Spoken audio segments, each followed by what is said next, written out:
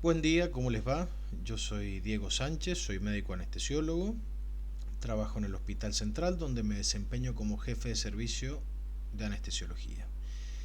Hoy vamos a brindar una sesión dedicada a la introducción a la anestesiología como parte del curso de cirugía de quinto año, donde vamos a ver una idea general de la especialidad para luego eh, el año próximo, en la rotación específica por el Departamento de Anestesiología, podremos ver en profundidad estos conceptos desde la teoría y la práctica.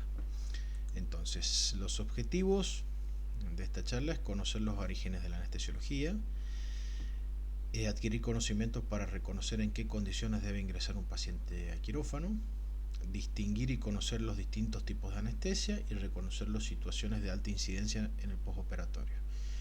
Tanto los conocimientos para ver las condiciones del preoperatorio o en qué condiciones ingresa el paciente, como los de reconocer las situaciones de alta incidencia en el postoperatorio, sin duda son elementos que en la vida como médicos generalistas van a ver en varias ocasiones. Por eso es importante poder repasar estos tópicos.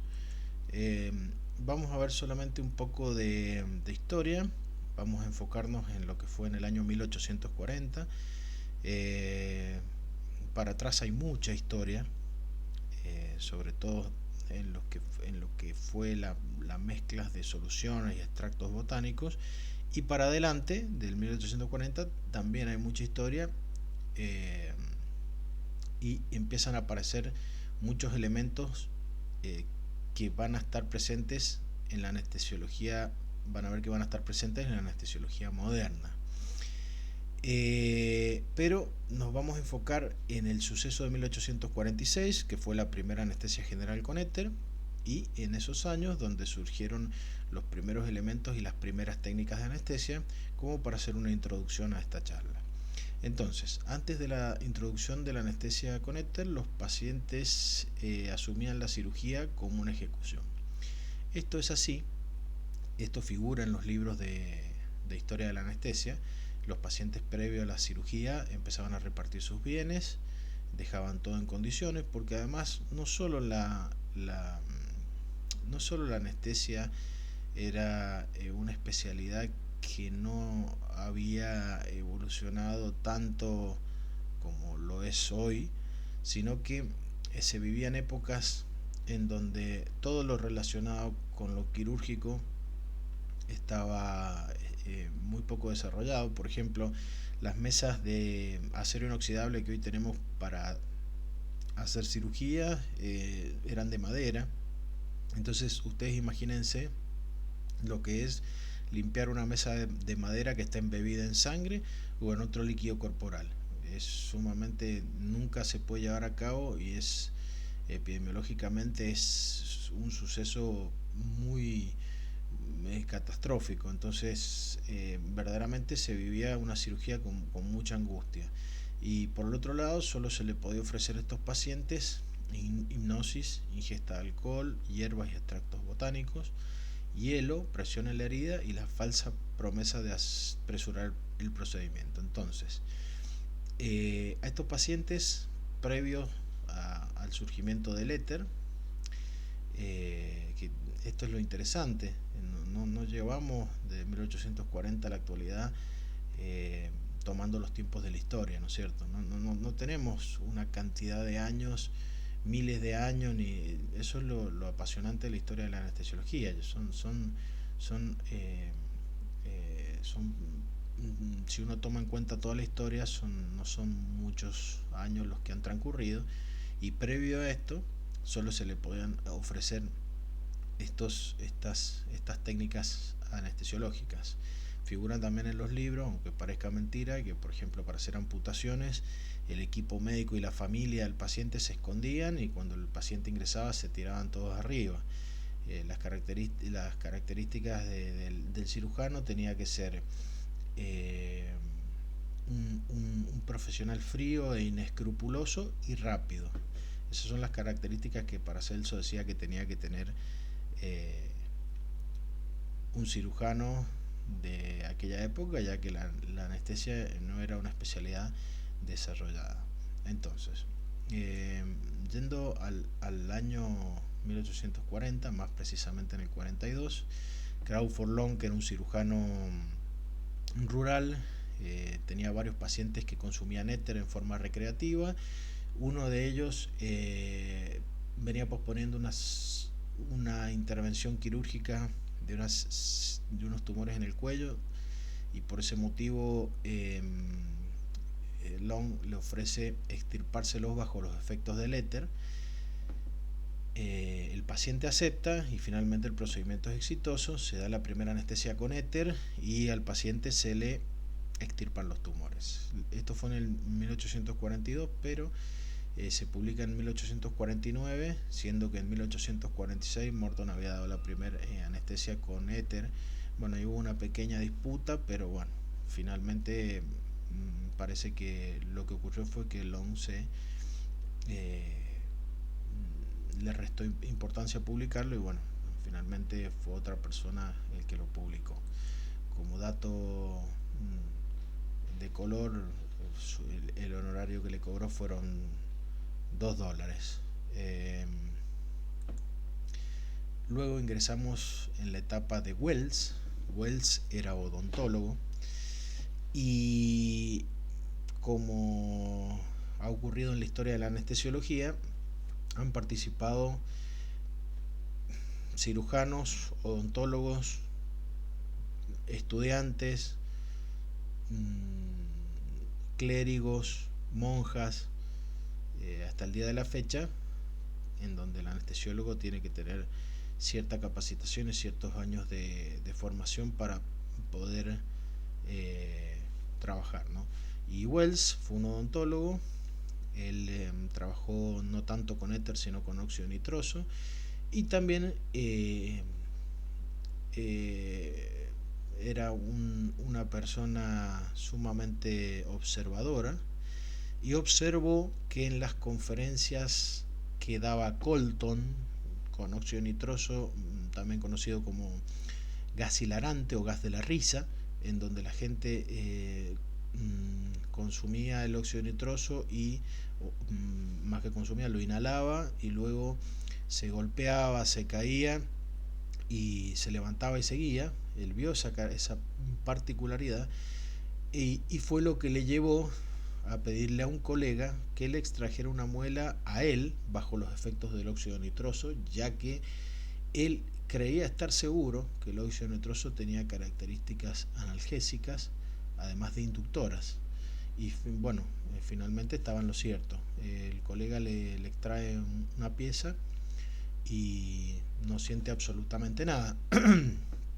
Entonces, en la época era común ver las exhibiciones del gas hilarante o gas de la risa, y Wells fue el que notó esta característica. Como les decía, lo aplicó en él y ya estaba preparado para entregarle su conocimiento al mundo. ¿Dónde lo iba a llevar a cabo? En este lugar. Este escudo es el escudo de Harvard Medical School, y en el auditorio de Harvard cuenta la historia que ya estaba lleno. El paciente que tenía que ir para ser anestesiado por Wells faltó. Entonces Wells hace pasar a un estudiante de medicina para que le extrajeran una muela. Ya estaba el auditorio lleno y él tenía que demostrar que su técnica era verdaderamente real y que servía, y que por otro lado era cierto. Tal vez hoy por hoy se hubiera transmitido o no hacía falta todo eso por ahí por teleconferencia, pero en esa época era así, se transmitía en un salón y luego mandaban los resultados por correo, o esa era la forma de divulgar la información científica.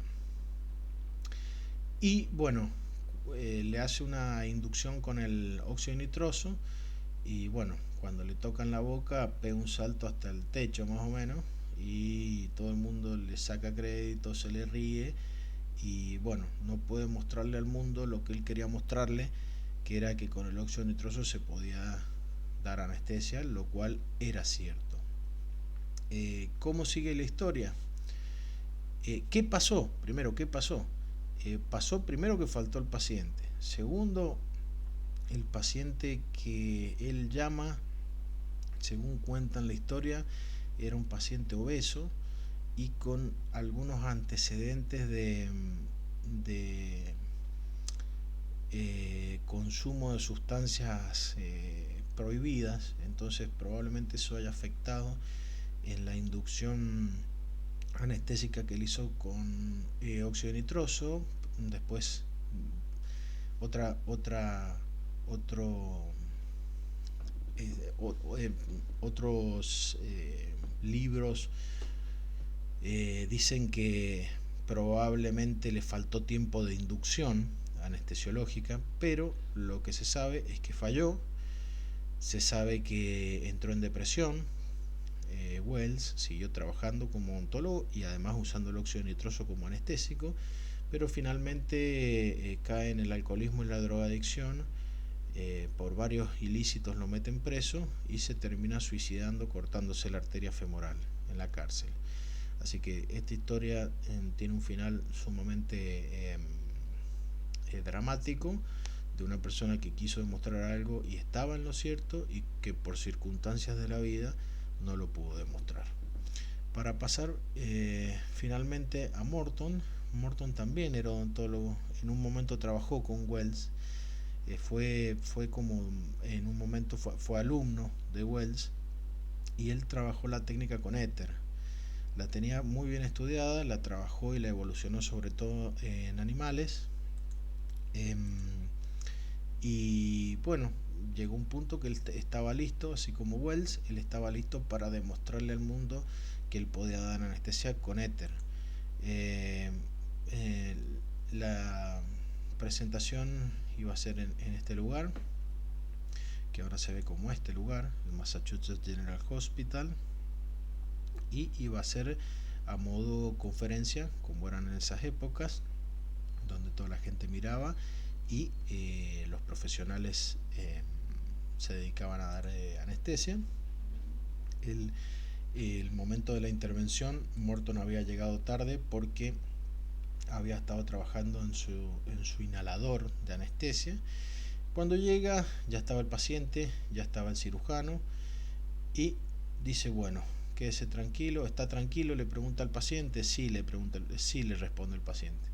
Bueno, le voy a dar anestesia. Y le da anestesia. Era un tumor también de cabeza y cuello. Y es exitoso el procedimiento de Morton. Entonces dice, caballeros, esto no es un engaño, se dio la primera anestesia general que funciona y esto estamos hablando de 1846 y Bigelow, que era un cirujano que estaba en la sala, y dice, oye, he visto algo que va a dar la vuelta al mundo. Finalmente dio la vuelta al mundo y quedó William Morton como el padre de la anestesiología o la primera anestesia general, que la dio con éter en el Massachusetts General Hospital el 16 de octubre de 1846. Aquí tenemos un monumento a la primera anestesia y luego vamos a ver lo último referido a la historia. John Snow, que este no es el de la serie, este es otro, dice el primer anestesiólogo. ¿Por qué? Si acabamos de ver que Morton fue el primero. Bueno, fue el primero, dio la primera anestesia, pero no era un médico estudiado y un investigador famoso y un clínico destacado como era John Snow. Esto estamos hablando ya de Inglaterra, es la misma década del 40, pero esto es en el 47. Y Snow había trabajado, el éter se había descubierto que tenía varias complicaciones y varias sí, contraindicaciones y varios efectos adversos, y desarrollaron como técnica el cloroformo. Snow, además de ser el primer anestesiólogo, también lo vean o lo habrán visto como parte de los cursos de epidemiología en los libros de epidemiología, ya que descubrió cómo era la transmisión del cólera y salvó muchísimas vidas de la transmisión del cólera. También fue el primer anestesiólogo estudiado, no es que dio la primera anestesia, sino que estudió anestesiología, definió algunos conceptos como puede ser el CAM, concentración alveolar mínima, eso se usa al día de la fecha en anestesiología, y le suministra en uno de los partos a la reina Victoria, ahí tenemos el cuadro alegórico, el éter sulfúrico en uno de los partos. Había desarrollado perdón, el cloroformo en uno de sus partos. Él había desarrollado el suministro de pequeñas dosis de cloroformo en los partos, y le suministra en uno de los partos. La reina Victoria tuvo 7 partos. En uno le suministra el cloroformo, sale todo bien y la reina Victoria lo nombra Sir, lo nombra médico de la realeza. Entonces quedó en la historia como el primer médico clínico, epidemiólogo y anestesiólogo importante, fue el primero. Ahí tenemos un monumento alegórico a la detención de la epidemia del cólera. Y ya saliendo de la historia, que le repito, la historia es apasionante porque parece que hubiera ocurrido hace miles de años y esto ocurrió en 1840. Pero saliendo un poco de la historia, vamos a entrar ahora en otro apartado, que es la visita preanestesiológica. Se lo resumo en lo siguiente: un piloto no puede subirse a un avión sin saber dónde va ni qué características de vuelo va a tener. Es lo mismo. Yo, si recibo un paciente en el quirófano, ya lo tengo que haber visto, valorado, y debo saber qué medicación toma, cómo tiene la columna, cómo tiene la vía aérea. Son características básicas. O sea, en resumen, la visita preanestesiológica es básica. Esta es la visita preanestesiológica que tenemos aquí en el hospital. Si no la habían visto, se las presento, y si la conocían, la vamos a ver un poquito en detalle. Tiene algunas características comunes a la historia clínica común, como son los datos de filiación, los antecedentes clínicos, los antecedentes quirúrgicos, en donde es muy importante ver no solo la cirugía, sino qué anestesia se le ha realizado. Después, los antecedentes tóxicos son fundamentales: tabaco, drogas, alcohol. Los antecedentes alérgicos, muy importantes. Recuerden, y si han tenido la posibilidad de ver una ampolla de Propofol, si no la han tenido, el año que viene vamos a ver todas estas cosas. Es blanca, eso es producto de los excipientes derivados del huevo y de la soja, y son alergenos muy potentes. Y en una anestesia general se inyectan no menos de 8 o 10 fármacos al torrente sanguíneo directamente, con sus drogas y sus excipientes. Por eso es muy importante el apartado de las alergias. La medicación, el examen físico que habla del estado general y de las medidas antropométricas, para luego llegar, fíjense en el final de la hoja, al apartado específico de vía aérea: apertura bucal, Mallampati, flexoextensión, y cómo uno valora en base a estos predictores que va a ser la intubación, y luego un mapita de los dientes para ver si hay alguno flojo, y un pequeño cuadro para indicar si tiene prótesis dentales. Quédese tranquilo que ya lo vamos a ver rápidamente más adelante a estos indicadores. Esta es la parte de atrás. Sigue con el examen físico cardiovascular y pulmonar, fundamental. Exámenes complementarios, acuérdense que exámenes complementarios hay muchísimos, pero recuerden lo básico. Lo básico es una analítica general con hematocrito, por si se produce cualquier evento, y hemoglobina, coagulación, TP y TTPK, básico, y electrocardiograma, también básico. Eso es lo básico. Luego, en base a lo anterior, tenemos clasificación de ASA, American Society of Anesthesia, que ya la vamos a ver, en base al estado clínico del paciente, alguna observación y alguna sugerencia. En general, si el paciente es sano, la sugerencia es que cumpla con las horas de ayuno, que nosotros decimos que son 8, ya lo vamos a ver también un poquito mejor. Y tenemos el espacio para la firma del paciente. La clasificación de Mallampati probablemente sea la más famosa, ustedes ya la conocen.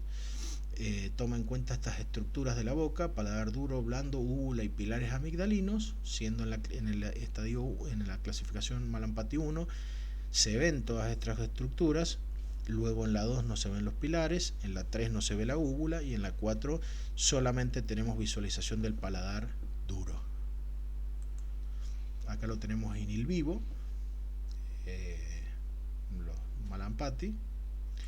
Clasificación de Cormack. Esta clasificación, yo siempre digo que es una clasificación que uno puede visualizar la glotis y la epiglotis y las cuerdas vocales y los distintos cartílagos, pero uno ya tiene el laringo en la mano y está mirando, entonces no tiene demasiado valor predictivo, solamente para estar con el laringo en la mano y decirle al colega: tengo un Cormack 4, entonces el colega entiende que no se ve absolutamente nada, pero no tiene demasiado valor predictivo a la hora de poder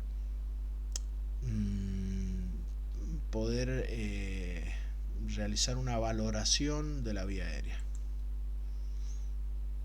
Si la distancia interincisiva, que la podemos medir teniendo midiéndonos los dedos, podemos medir cuánto es la apertura bucal. En general se dice que más de 3 centímetros no tiene dificultad, de 2,6 a 3 centímetros.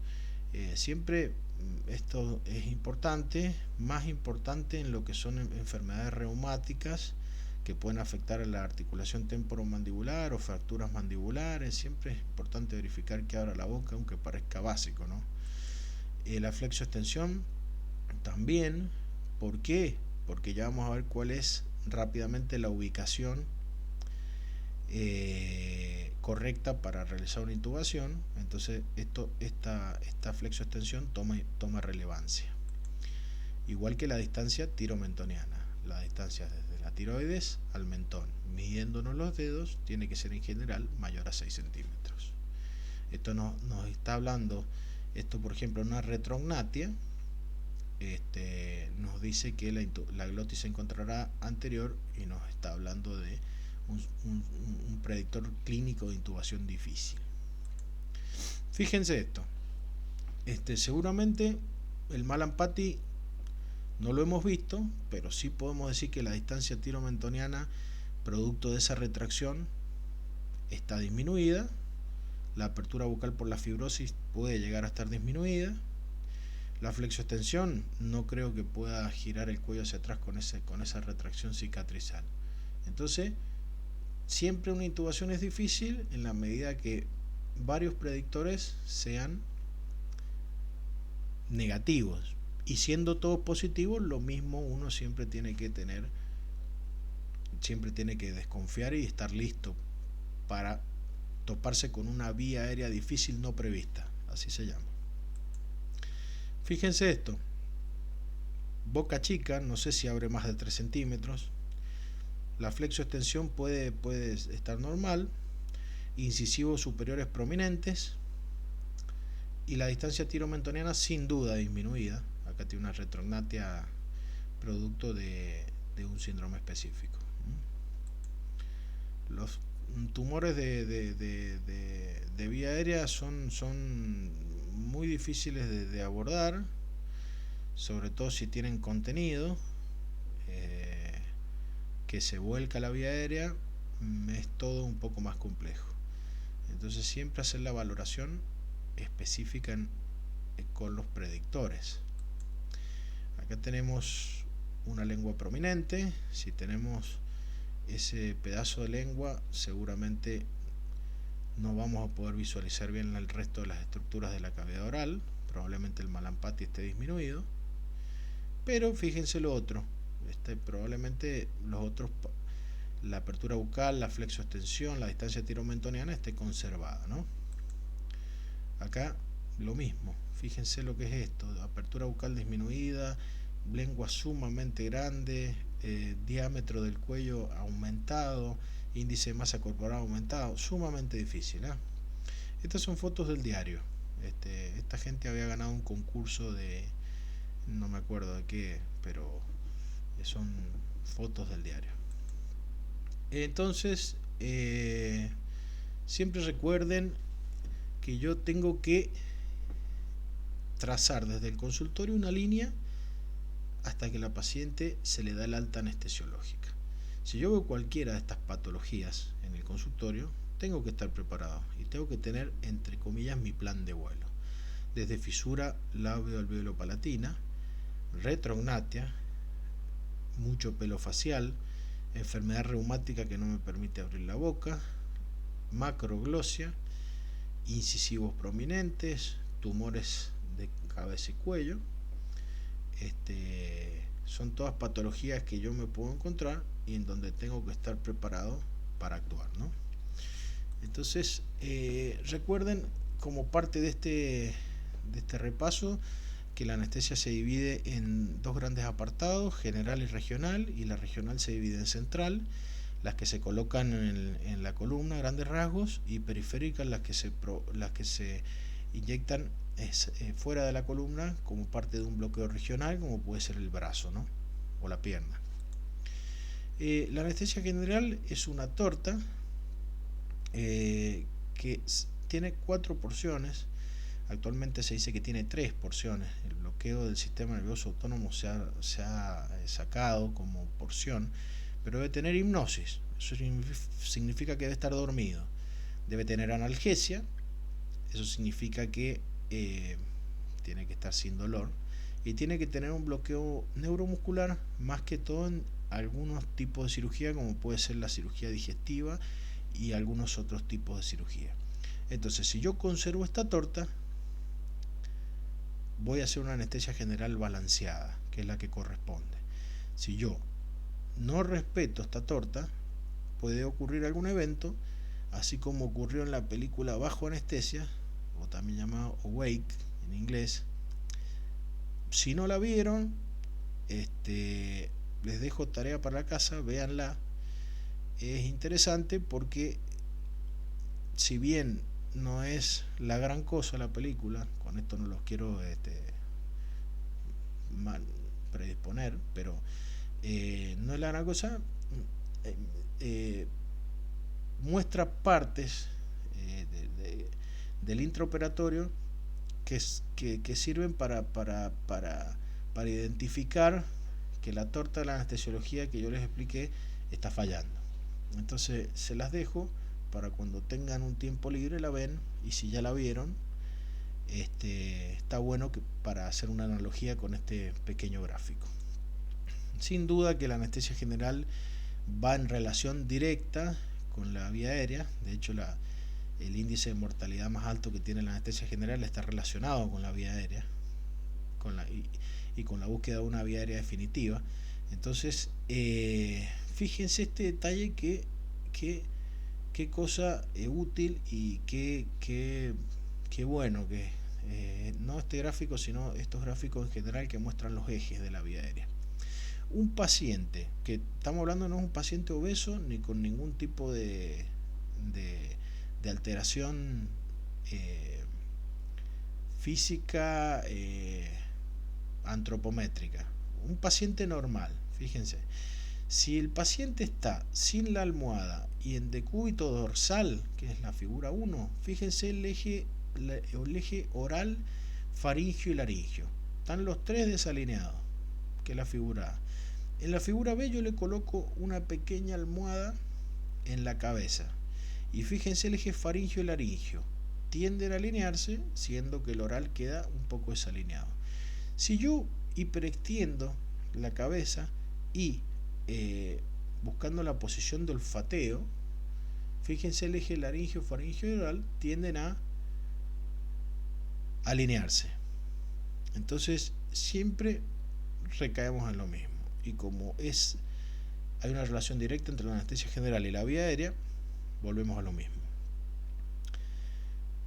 El paciente que no tiene ninguna alteración, no es obeso, ni tiene ningún otro problema de cabeza y cuello, ni ninguna otra alteración, ningún síndrome, ninguna cosa rara.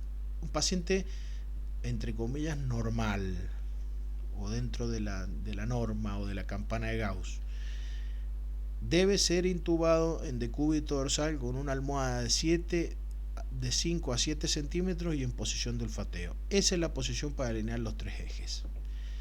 Fíjense en la opción D está la cabeza, la famosa cabeza colgando, que muchas veces uno lo ve en la guardia. Fíjense, los ejes están recontra desalineados. Pero ¿por qué les aclaré que no es un paciente normal? Porque si el paciente es un obeso mórbido, probablemente haya que colocarle una posición que se llama de rampa y es distinta. Pero esos son casos especiales. Para la mayoría de los casos, si el paciente puede ser movilizado, es decir, si yo puedo mover la cabeza y colocarla de alguna manera, esta es la manera de colocarla. ¿Por qué? Porque si estamos hablando de un politraumatizado, tendré que ver primero, asegurarme que la cabeza pueda moverse antes de moverla. Y si no, tendré que lograr una vía aérea segura de otra forma. Entonces, fíjense, ¿por qué esto? De lo que hablamos de los ejes. Fíjense, cuando un paciente está inconsciente, ya sea porque nosotros colocamos los inductores endovenosos o el paciente pierde la conciencia por algún tipo, la vía aérea se obstruye. Acá se obstruye a nivel glótico. Yo con una simple maniobra de hiperextensión desobstruyo el nivel glótico y con una maniobra de subluxación mandibular también. Entonces, yo como primer maniobra, si el paciente se encuentra en estas condiciones, vuelvo a oxigenarlo, vuelvo a levantar la saturación. En este cuadro vemos la señora agarrando la máscara como una C, con los otros dedos en el mentón, oxigenando al paciente. En esta figura vemos haciendo la maniobra bimanual, que también puede transformarse en una maniobra de subluxación, para luego intentar lograr una vía aérea segura si es que el caso me lo está sugiriendo, y para ello tengo que colocar el paciente como corresponde. No se preocupen, estos son conocimientos que yo sé que los tienen. La idea es hacer un pequeño repaso, ya que está muy relacionado con el tema, pero sin duda que los vamos a volver a ver desde el punto de vista teórico y práctico.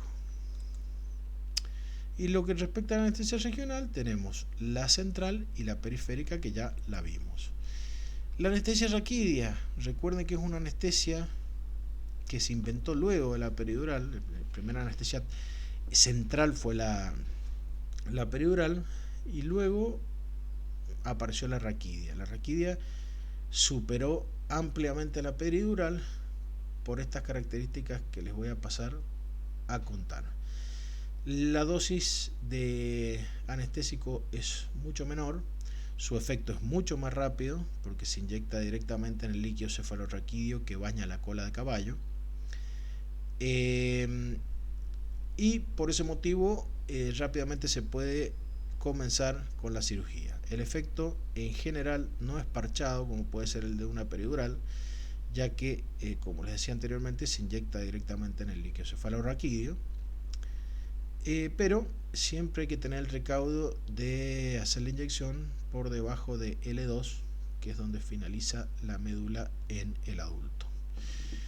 No así la peridural, que puede, esto es una raquídea, sigamos a la peridural puede inyectarse en cualquier punto de la columna, ya que no ingresa, no penetra, no atraviesa las meninges, la dura madre y la aracnoide, sino que se encuentra se queda entre la dura madre y el ligamento amarillo. Por eso puede ser eh, colocada en cualquier nivel de la columna. Ya vamos a ver una foto en donde estábamos haciendo una nivel dorsal, y también podemos conectar, dejar puesto un catéter, en cuyo caso también nos sirve para hacer dosis de reinyección, pero su inicio de acción es más lento y su efecto puede ser parchado. Por eso es que hoy por hoy, para anestesia, se prefiere la anestesia raquídea, y para analgesia, llámese tratamientos analgésicos en general o conducciones de trabajo de parto, se prefiere la anestesia peridural o epidural. Siempre recuerden que por más que yo haga la anestesia regional que haga, nunca es un sustituto de la anestesia general. Siempre puede fallar y siempre tengo que pasar la opción B, que es la anestesia general. Por esta razón, el paciente debe estar bien estudiado y bien monitoreado.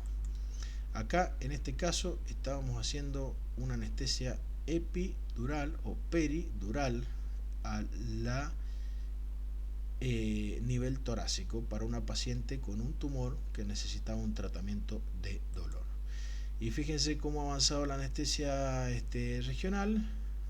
Esta no es central, no es ni raquídea ni peridural, esta es periférica, y acá se está haciendo en la cuadro número 1 un bloqueo interescalénico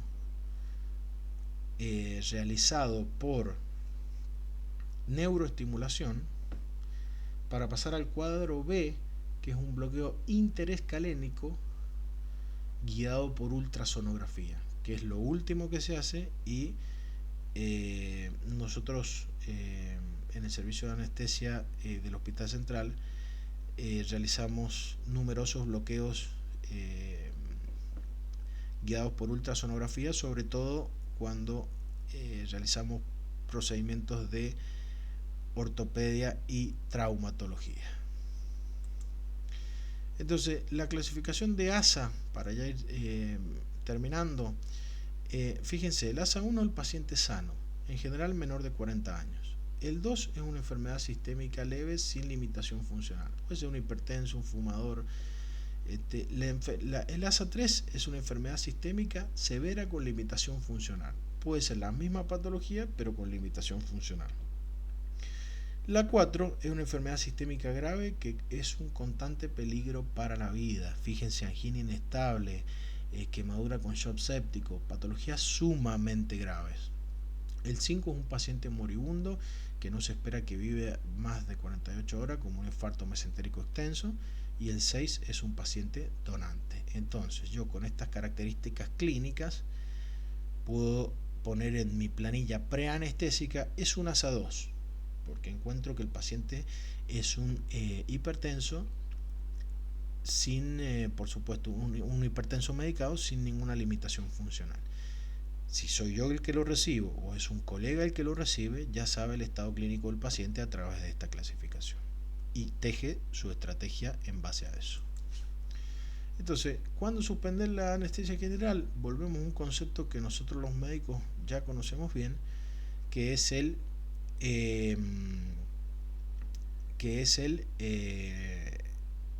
la balanza riesgo-beneficio.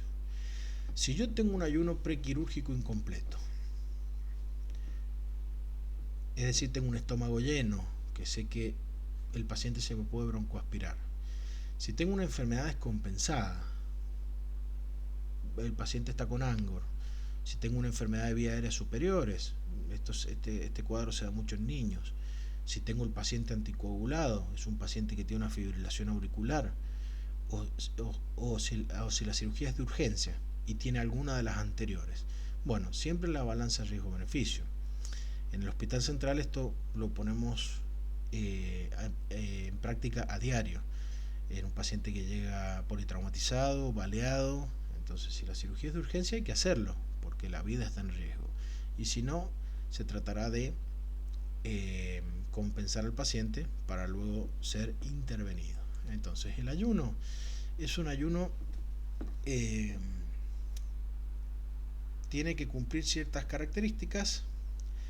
Nosotros siempre decimos que son 8 horas de ayuno, porque para comida sólida es así. 6 horas y 4 horas para la leche maternizada y leche materna, esto sobre todo para los niños y lactantes, y 2 horas para líquidos claros. 2 horas para líquidos claros, esto puede ser agua o puede ser un caldo, pero nosotros que sabemos esto, nosotros manejamos esta información porque somos médicos y hacemos un cierto análisis de esta tabla. Dado que la broncoaspiración es una patología gravísima con una alta morbimortalidad, nosotros transferimos a los pacientes que son 8 horas para todo tipo de alimentos. Ahora, nosotros como médicos sabemos que un líquido claro se puede ingerir hasta 2 horas antes. Estamos hablando, por supuesto, de un trago de agua, no estamos hablando de una botella, pero sabemos que eso se puede hacer. Pero para evitar cualquier error de comprensión o cualquier error de cualquier tipo, ya que estamos hablando de una patología tan seria, en general se dice que son 8 horas para evitar cualquier tipo de inconveniente. Entonces, esto es una recuperación postanestesiológica y lo que tenemos que tener en cuenta es lo siguiente. Control de signos vitales. Recuérdense que un paciente sale de quirófano, en general, si está con una anestesia general, se le desconecta el respirador, puede ser que tenga un pequeño periodo de apnea, pueden pasar varias cosas. Entonces, siempre lo recibo, control de signos vitales. Eso incluye también el de oxigenación a través de un oxímetro. El control del dolor postoperatorio es muy importante porque hay cierto tipo de cirugía que si el paciente está dolorido, no deja que el diafragma excursione o haga la excursión que debe y el paciente no logra mantener una saturación conveniente. Entonces siempre la terapia analgésica que corresponda. El control de la temperatura corporal. Recuerden que el paciente está sin ropa, en un ambiente que en general es frío debido al aire acondicionado y que en general está prendido. Las soluciones que se infunden, ya sean solución fisiológica, Ringer lactato o la que sea, siempre está a menor temperatura de la que corresponde, por más que muchas veces se entibian esas soluciones. Entonces, siempre control de temperatura y utilización de métodos para elevar la temperatura, ya sea frazadas o, si lo requieren, manta térmica y demás. Control de los decúbitos, esto también puede ser, ya sea que si está bajo los efectos de una anestesia general o bajo los efectos de una anestesia regional, el paciente puede no tener conciencia o puede tener las piernas en un decúbito específico en donde pueda comprimirse, por ejemplo, el nervio ciático popliteo y luego quedar con una parestesia. O siempre hay que, porque el paciente puede no estar consciente o puede ser que esté con una anestesia raquídea y no sienta las piernas o no sienta los brazos, entonces siempre hacer un correcto control de los decúbitos. Y lo mismo con los accesos venosos, ya sea si se está pasando medicación o se está pasando analgesia, no puede llegar el paciente con la vía endovenosa enroscada, toda llena de sangre, y tiene que llegar la vía, y si llega en esas condiciones hay que limpiarla y ver que la medicación que está recibiendo pase para que el paciente pueda, ya sea si está recibiendo analgésico, hacer un control positivo de su dolor o del resto de las patologías. Entonces, con estas cosas nos vamos a encontrar en general en un postoperatorio y hay que tenerlas bien presentes. Antes de despedirme, como parte de esta pequeña intervención en el área de cirugía, voy a dejarles un caso clínico y una bibliografía. Ambos son de simple resolución y tiene como objetivo que podamos repasar algunos tópicos de esta charla. Así que eso es todo y muchas gracias por su atención.